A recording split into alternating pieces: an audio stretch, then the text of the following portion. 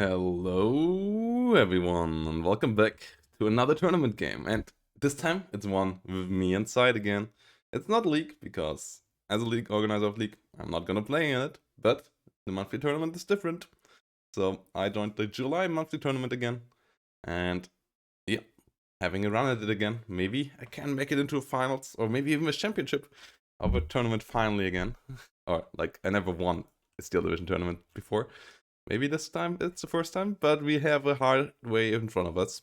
And the first opponent in the round of 16, as this is a single elimination tournament, is Komandant. And the game we played in round number 1 was on Tannenberg. Rule set is similar to League.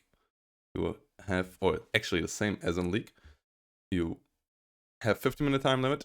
You have both players get 5 maps, ban 4 out of them, and then ban 12 divisions. Then player 1 picks 1 division, player 2 picks division and income, player 1 picks an income. And yeah, on the first game, I was player 2, so I had the counter pick. And the map we got was Tannenberg. The division bans we had were Task Force 45, 2nd Indian Head, and 97th, 44th, 12th SS, 20th Jäger by me, 3rd Fallschirmjäger, 16th Panzer, 3rd US Armored, 3rd Guards Tank Corps, 6th Airborne, and Groß Deutschland by my opponent. And in the end, first pick by Komandant was Nov, which on this map is not the worst pick, but I'm not too high on Nov, as you can figure out if you check my tier list that is on Attack Power's channel. Want to see that? Attack Power has a lovely video on his channel about our current tier list that we did put together, and Nov is in D tier there because yes, it has some strengths, but it's not really, even its strengths are not stronger than other divisions are in that area, and its weaknesses are glaring as well. While 3-player division that I would say is pretty high rank, 26 guards Stelkovi, bringing around Sturmovickies and Sturmovicki rocks with double flamers. Pretty elite infantry. And then you also get KV1s and IS1s, which will be really hard for my opponent to beat here. So, yeah, this will be interesting. And I will keep these videos over upcoming over the next couple of weeks. Hopefully we can make it deep. Let's see where it ends. Maybe it ends after these 2. Or 3. As it is a best of 3. Single elimination each round. And yeah, I will keep them up between the League videos, as there will be a lot of League videos obviously to come. And Wano monthly tournament games as well. As Wano monthly tournament is starting into the July tournament now. And League obviously has started now as well. So there will be a lot of games played with 56 players in League, each playing 2 games each week. So 56 games to cover each week for the next 3 weeks, and then the playoffs. So we will have a busy schedule ahead of us. If you want to see more content, Twitch is there for you. And obviously, if you don't want to miss it, subscribing helps so that you see all the lovely videos coming up. And yes, so what was my plan here? The idea behind my counter pick, because I was player 2, I got the division counter pick, was Nov is strong in infantry fights, and I wanted something that beats them in the forest. Nov has the Bombassi, Nov has the 15-man TNT, so the only way to stop them is double flamers. So I needed a double flamer division, and 26 gave me that perfectly.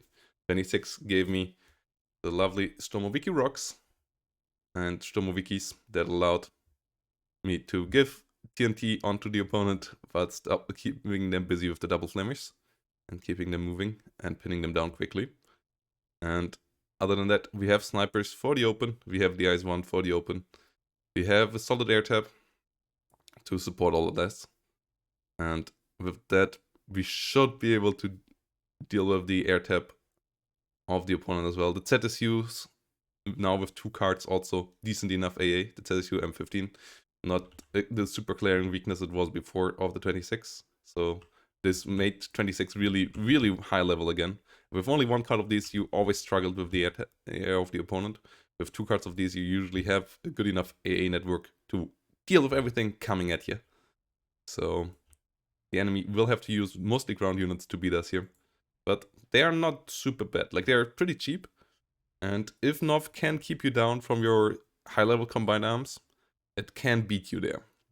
But it will be a tough fight for our opponent. Proletary, though, give you some MG34s. The cheap Pak 38s give you solid anti-tank against anything medium or light. The Blindatas obviously deal with infantry. And the Bombastis and Ro16 have really good fire support as well. So all of that will lead to a good battle here. And my other plan was, their transports are a bit slower. Not super slow, they don't have the Spa, which drives 80, so getting into position will be a bit slow for the opponent, but because they don't have any motorbikes that are fast. But we won't get super much ground, so the idea was to at least get this. We can't get into the full of the town, into the town fully, but getting a couple more buildings that we can push out from later on would be nice. And then PTRS is supposed to go around the rear line and come in from the rear. Komandant is a new player to the competitive scene. Nice to see new faces always. Also joined the preseason tournament, having a solid run there. And yeah, a player that for sure is interested in playing more over the upcoming months. And we hopefully see more of as well in the future. As it's nice to see new players coming in. We have enough fresh blood to play. And if you are a new player and want to join, the two best options for that, if you don't want to run into Gonzo or Ono directly, are tournaments where they are separated by skill level. And those 2 options are either the rookie tournament that is hosted each month, parallel to this monthly tournament, which is also organized by Robert. And you can find either on the STL Discord or on the Bootcamp Discord. And then the second one is the normal league, because Division 5 and 4 are for newer players with lower experience levels. And if you sign up for League as a new player, you won't get matched against Gonzo. Yes, the most games you see on the internet are from the top level players, and that might look scary. But if you sign up as a new player and you don't have the highest amount of experience, you also will play other players with similar skill level. So you won't just get butchered by Gonzo or Onord. If you feel like you ain't up for the challenge. If you think you're up for the challenge, hey, sign up as well and give those guys a run for their money. And yeah, I hope some of you will find their way to us as well. With that said, here we go. As the game has started, Maxim's coming in for the church. On the other side, we have a lot of infantry, as all these infantry units only cost 20 points, so you can afford a lot of them. And give them a bit of armored support. The power of North. PTRS coming around as well. And give some nice shots onto some transports if it gets into position. But nothing coming up through the middle. Everything coming around here. Just a nice setup here with the sniper, Puck, and a Proletary. You have some solid fire support there. Meanwhile, just Ikari and Bombasti coming in here. Versus a couple of armed 38s. I'm still trying to get them to be better. I'm not good with them yet, but they are powerful. They're powerful tools as infantry support, especially in forced fights like these. Maxim engaging the John Bolisti, a unit that you kinda need. You don't really want because it's a Piat, but you kinda need in the North Division to deal with armored units rushing down your infantry. Maxim's trying to hold out over here. But down here I'm rather thin. Most of my forces are up in the north together with the IS-1, which is a pretty expensive unit, or in the forest. So I have 2 Stormoviki rocks and 2 normal Stormovikis there. So I forgot to, or this one is struggling to unload rather. It has an unload order, but it's somehow not really getting there. We'll get there in a second though. Sniper in a bad fight here. First is an MG42. ARM38's now trying to get some hits in, but not perfect targeting here. On my end, PTRs made it into the rear. One PTRs is moving around the north, one is moving around the south. M42 snipes simply data, which was annoying my infantry around here. Maxim had to disengage there for a while, but the enemy PAK-38 got caught out in the open here, got pinned down, and now the KV-1, which is the biggest boy in the south, is trying to deal with it. Another mortar coming up in the rear to help out against MG42s and things like it. Maybe a couple too many John Bullish around in the south. With a bit more frontline infantry, the enemy could maybe have pushed me here a bit harder at the beginning. Yak-9B coming around, really strong bomber. 900 kilogram bombs on a fighter bomber is a hefty payload. Coming in here, killing off the enemy leader, which will allow me to surrender most of the enemy units. Bombassis are fanatics, so they don't get surrendered anyway. Domowiki Rocks running into the Ro16, and they have 3 Berettas and 5 Kanos. They have a really good damage output here, so they can be scary even to Stormoviki Rocks, because with the Molotov they also force the Stormoviki Rocks to move, which means they will get more damage there, will receive more damage. ARM38s once more trying to fire, once more not really on target. Proletary getting pushed back.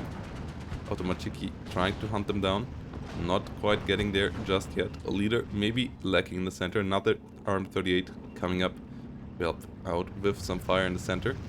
Maxim's holding the outskirts of the town, allowing the Automachiki to keep this flag occupied, giving me a 13-11 so far. IS-1 up in the north, holding the line as well. But more Stormoviki Rocks come in for the center. I have 1 card in A, 1 card in B of them, giving me a lot of firepower for forest fights. 38 here, once more trying to get some hits in. Not quite getting there just yet though. Once more off target. Bombassi are behind us. I'm reading the front line there wrong a bit. Second one also too short. And that's why I said I'm not that great with these.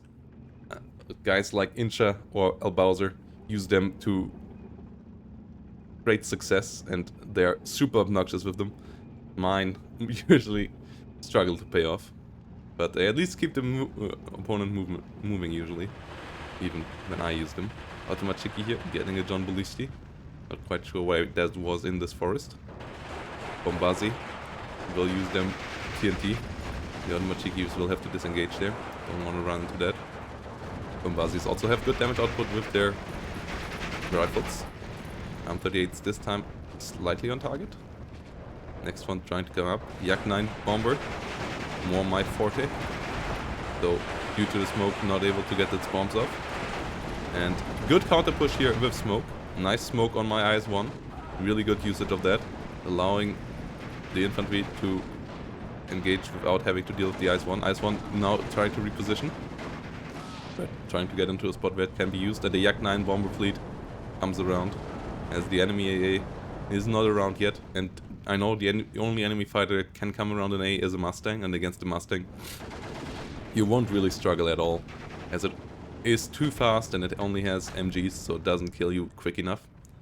So you usually can survive against that. ARM38's here, trying to find a kill onto an PAK-38. Getting some good hit in, but quick reaction there by Komandant. Though the sniper seems to be able to finish it off finally in the end. But an MG42 is once more annoying the sniper of mine. Getting another kill there. Sniper team falling to this. And it's a 12-12 so far. As the enemy retakes the northern flag. L6 though goes down and the IS-1 goes to town again after the smoke has cleared. But in general, good idea with the smoke. Not quite quick enough, I would say, with the follow-up on it. And a couple of HE rounds maybe mixed in after the smoke shells or before the smoke shells could have been helpful as well against these Maxims. But the Yak-9 really show their destructive capabilities here. Though the first 20mm finally arrive, so the Yak-9s will have to be more careful from now on out. But Yes, if the enemy doesn't get enough AA or no AA at all, the Yak-9B is your best friend.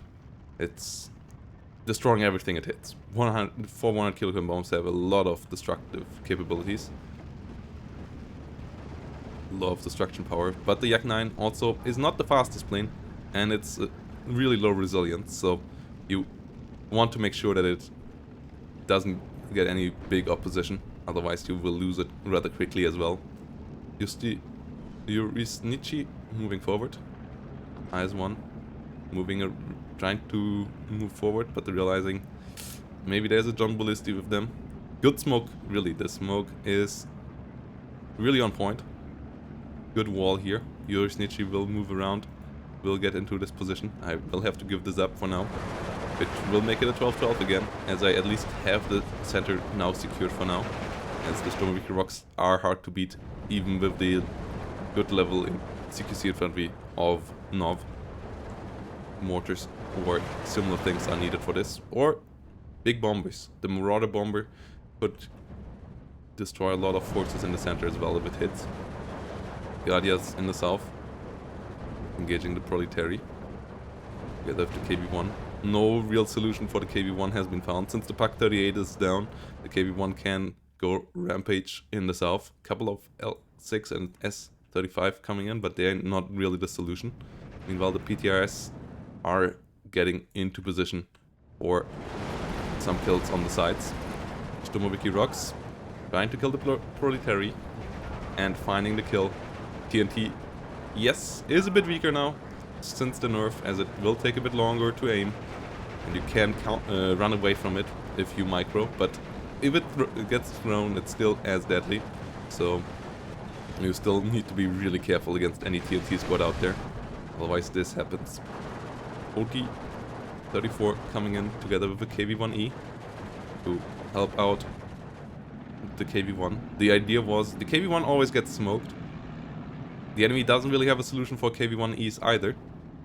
So if the IS-1 and the KV-1E exist next to each other, it will be harder to smoke both of them at the same time.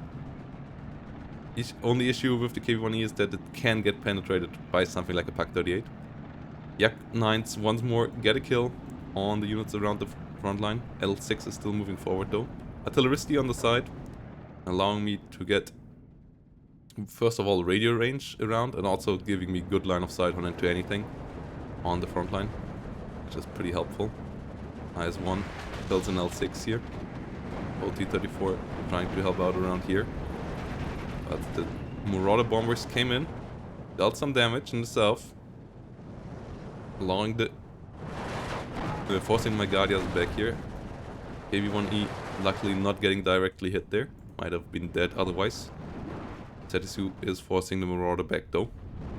But the OT-34 together with a KV-1E hit the Zaraj.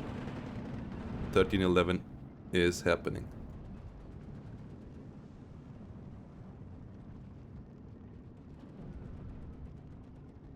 Sniperi coming in from the rear.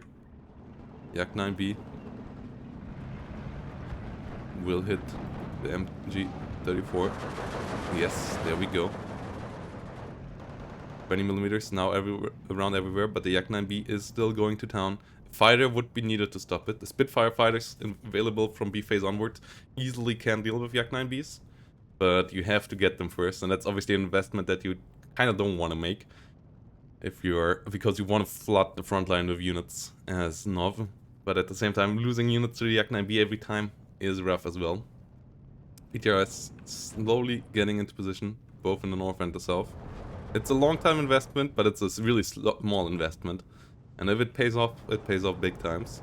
ISU 152, another 2000 meter range support weapon for this map, which will be really nasty to deal with for north. Not really the north pushing into me might have been a better idea in the south. Like, I liked the play with the smoke, but maybe it would have been better to do the same thing in the south, where you at least still also have some line of sight blockers like buildings to help you out with.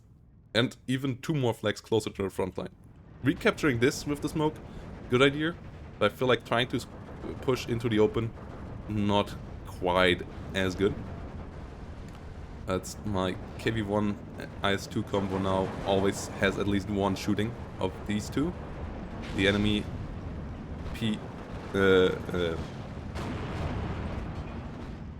Pack 38 got killed off as well. First Pack 40 though arrives on the front line. OT 34 had to feel that directly. It did got killed off. Arm 38 tries to retaliate, but good micro there once more by Komandant, getting it out of that, only taking 1 damage there. Automachiki and Stomowiki Rocks still holding the center. A lot of Cruzantes are coming in. A second Pack 40 joining the fight as well. But the mortars fire continues from the rear. Good usage of the mortars for sure by Komandant. As I said, I just think it was on the wrong flank, and by now the KV-1 has cleaned up the south relatively heavily as well. PTRS is trying to get closer here. We'll see these units, but just be slightly out of range. Want to read the range on the PTRS. Not quite able to get the kill there. Whilst the Pack 40 is hitting the Maxim in the rear. 20mm trying to stop the Yak-9B. Yak-9B though still trying to get through. One will get hit. Second one will get its bombs off. Flies directly over the 20mm dome. Trying to turn it to the left afterwards, but the Spitfire is around. And Komandant finally gets the first of them killed. But I would say both have paid off by now. So yes, losing them hurts, because they can't get even more value. But they forced out a fighter, and they both got 3 or 4 runs through by now. So really big value there on the Yak. Off map now coming in as well. Try to help out here. I mean, I thought there would be more in here than there is actually. This off map, not really value, even if it hits maybe some of the proletary, but these seem to stop before that.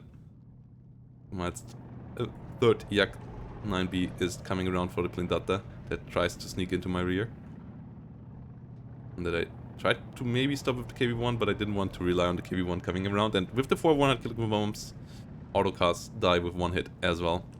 Mustang coming around, but that's a bad investment. As I said, Mustang not the best in killing things. 20mm though still might get close to killing the Yak-9B, but ZSU's also firing onto the Mustang.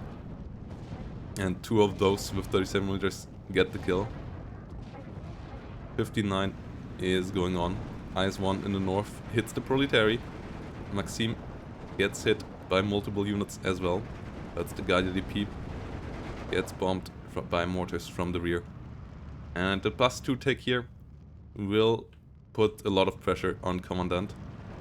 As with the 50-minute time limit, every take like this is quite important. But a lot of Corsanti coming in for the center. Maybe even enough to overrun Stormoviki Rocks. Especially if you move the Stormoviki Rocks forward. They get quite quickly annihilated. Corsanti have a decent submachine gun, and they have 13 hit points. So yes, the Automachikis here in trouble as well. No infantry behind it. I got a bit too complacent with thinking that, okay, maybe the opponent has given up on the center. Turns out, nope. Komandant just did build up enough forces to build up another offensive there. And now my Arm 38s have to run for their lives, because nothing else is in front of them. A couple of snipers are around to help out. Maybe in front. But snipers trying to hit the Pack 75, Pack 40 will not help against the Corsanti in the forest, as those are out of range. First big artillery gun comes around. It's a BR5. The reason for the artillerists as well, as those give the radio. The reason for the BR5 is that usually a really risky unit, because if the enemy has enough counter battery, they can deal with it quite quickly. But a lot of North players don't play with super heavy artillery batteries, so thought, okay, I have only seen mortars so far. Mortars can't reach the BR5. I might as well bring it in. That's why I put it on the deck, in case this happens, this situation is around, and I think they're a pretty good choice. As you can see, 1 hit on here kills 7 or 8 infantrymen at once. If you hit with the BR5, it is super deadly. Another shell coming in, landing a bit off target, but still stunning. And it will go through this, like, for the rest of the game if the enemy doesn't come around. Meanwhile, BTRs in the south got cleaned up, but the one in the north came around undetected, and it was a massacre. It was an absolute massacre. 1, 2, 3, 4, 5, 6, 7, 8, 9 units killed by that BTRs. And number 11, 10 and 11 are following. You have to see this SPW even had to brake to get through the mounds of dead trucks on the road, which was really rough. I mean, it happens to the best.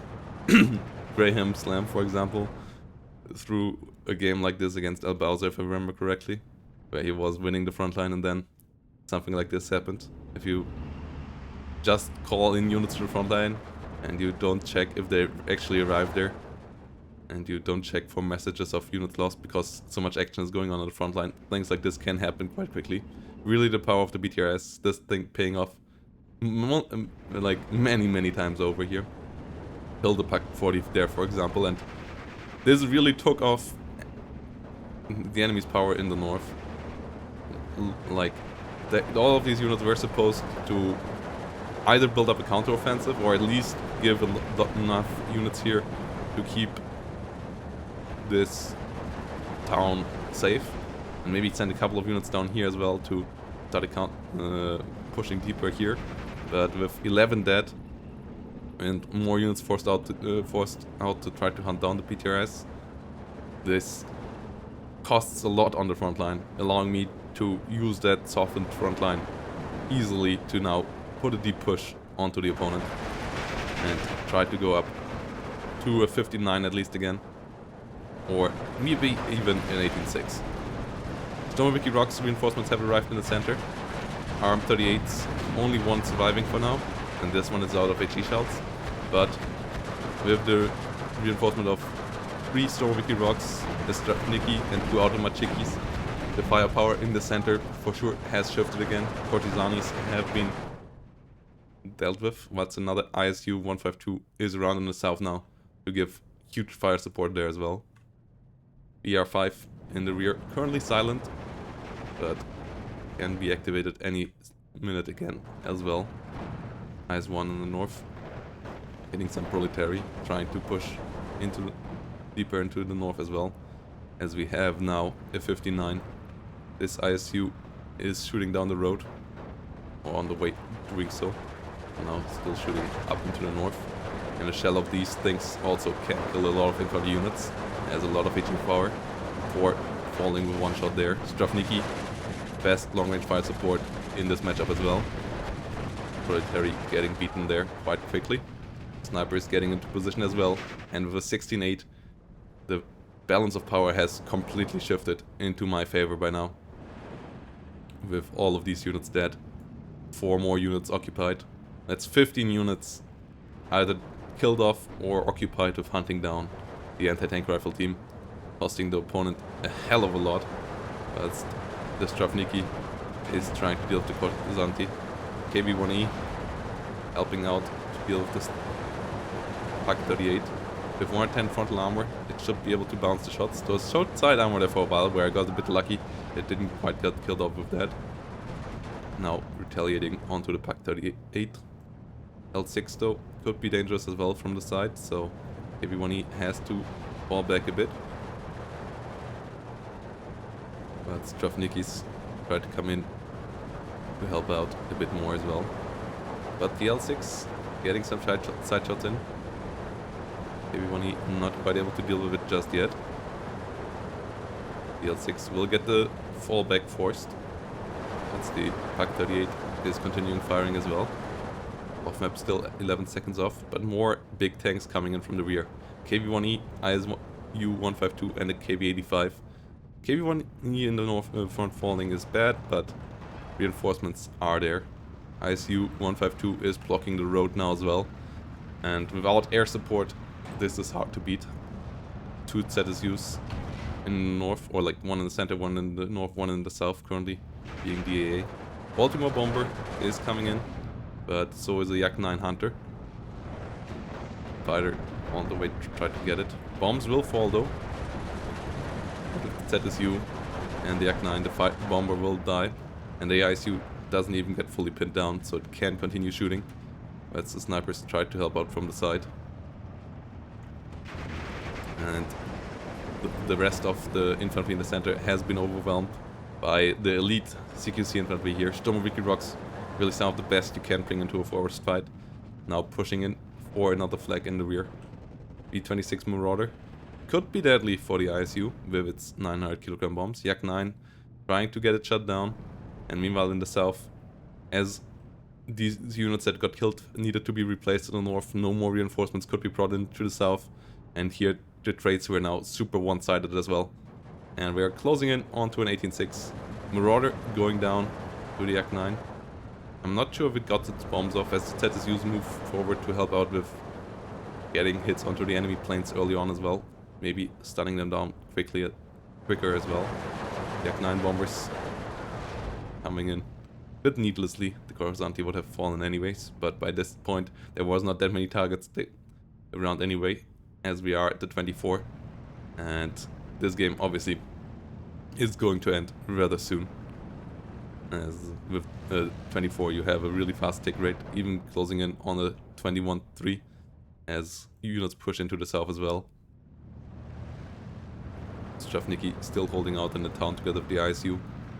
A couple more infantry units here might have been good, but not really needed. Like even if I give up this flag, I still have a 19-5 advantage.